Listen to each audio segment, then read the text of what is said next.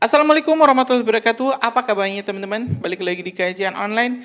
Miris teman-teman, lagi-lagi anggota Dewan Terhormat ya, yang seharusnya menjadi perwakilan rakyat Indonesia kembali tertangkap terjerat kasus korupsi. Kali ini teman-teman, ini menjerat salah satu kader anggota DPR yang bernama Ujang Iskandar yang diketahui dari fraksi Nasdem. Informasi ini teman-teman kita dapat dari liputan6.com di artikel yang berjudul Detik-detik anggota DPR Ujang Iskandar Citu Kejagung di bandara ketika hendak kabur. Jadi ya teman-teman, ini miris. Sebelum kita bahas ini artikelnya, saat ini Indonesia itu benar-benar krisis korupsi. Bahkan kalau misalnya ini kita tampilkan indeks persepsi korupsi Indonesia, kita itu berada jauh di bawah negara-negara ASEAN yang lain. Kalau misalnya kita lihat Singapura itu ada ranking ketiga dunia, ini sangat bagus teman-teman. Selanjutnya Brunei Darussalam di ranking ke-35 untuk indeks korupsi. Malaysia ranking 57 teman-teman, dan Indonesia ada di ranking 102. Jadi benar-benar ini kalau dibandingkan negara-negara tetangga di Asia Tenggara, ranking indeks persepsi korupsi kita pada tahun 2020 ini masih perlu diperbaiki lagi, kata Presiden Joko Widodo pada 9 Desember 2021. Jadi ya teman-teman, Pak Jokowi sendiri mengamini ya, membenarkan bahwa di Indonesia budaya korupsi itu masih saja marak, ibarat seperti kanker teman-teman. Ini udah stadium 4. Jadi benar-benar sudah sangat kritis Indonesia ini. Bahkan ya kita lihat teman-teman di beberapa menteri kemarin kita lihat, mulai dari Menteri Sosial, terus ada Menkominfo, ada juga Menteri Pertanahan. Ini menteri-menteri yang mirisnya terlibat korupsi. Banyak sekali ya, saya nggak mau sebut partainya, nanti teman-teman cek saja. Ada juga di awal-awal pemerintahan Menteri Kelautan yang juga ikut korupsi. Jadi mungkin sudah ada 4 kalau nggak salah Menteri Kabinet yang terbukti korupsi. Dan sekarang satu lagi nambah teman-teman, ini Dewan kita yang sangat terhormat juga ikut-ikutan diciduk langsung Kejagung di Bandara Soekarno-Hatta. Ketika ya informasi ini mungkin mau melarikan diri dari Indonesia atau enggak gimana, kita bakal cek dulu ini artikelnya teman-teman. Di sini tim penyidik Kejaksaan Agung Kejagung menangkap anggota DPR RI fraksi Nasdem Ujang Iskandar atas kasus dugaan korupsi penyimpangan dana penyertaan modal dari pemerintah Kota Waringin Barat kepada Perusda Perkebunan Argo Utama Mandiri pada tahun 2009. Dia ditangkap di Bandara Soekarno-Hatta pada Jumat 26 Juli 2024. Kepala Pusat Penerangan Hukum Kapus Penkum Kejagung Harli Siregar menjelaskan Ujang diamankan tim penyidik setelah mendapatkan kabar ada riwayat penerbangan dari Vietnam menuju Indonesia melalui Bandara Soekarno-Hatta. Benar teman-teman, ini kayaknya mau kabur ke Vietnam ini. Pada hari Jumat 26 Juli 2024, pihak imigrasi Bandara Soekarno-Hatta menginformasikan bahwa yang bersangkutan tiba di Terminal 3 Bandara Soekarno-Hatta sekitar pukul 15.45 waktu Indonesia Barat setelah penerbangan dari Ho Chi Minh, Vietnam, kata Harli melalui keterangan pada Jumat 26 Juli 2024. Penangkapan Ujang sendiri juga berdasarkan surat Kejaksaan Tinggi Kejati, Kalimantan Tengah.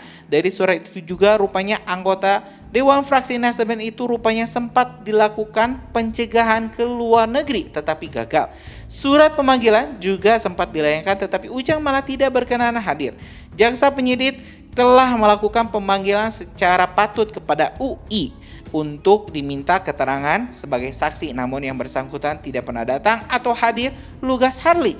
Berdasarkan surat perintah penyidik Spindik nomor Prin 02/02 FDI 09/2023 tanggal 4 September 2023, Ujang diduga terlibat korupsi penyimpangan dana pernyataan modal dari pemerintah Kota Waringin Barat kepada Perusda Perkebunan Argo Utama Mandiri tahun 2009. Kasus tersebut bertetapan saat Ujang masih menjabat sebagai Bupati Kota Waringin Barat periode 2005 hingga 2015. Usai diringkus tim Kejaksaan Kejagung, Ujang kemudian diamankan terlebih dahulu ke Kejagung untuk diserah terimakan kepada jaksa penyidik pada Kejaksaan Tinggi Kalimantan Tengah. Merespon hal ini teman-teman, tentu Nasdem tidak langsung menyalahkan kadernya.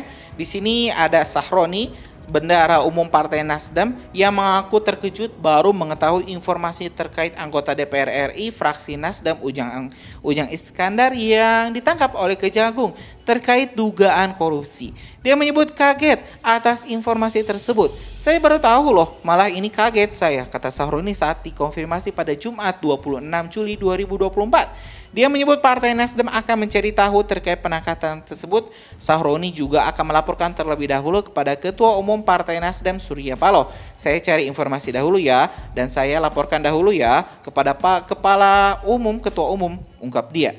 Untuk tindak lanjut atas penangkapan Ujang Iskandar, dia menyebut Partai Nasdem akan menunggu arahan Surya Paloh. Selanjutnya saya akan menunggu arahan Ketua Umum, imbuh dia.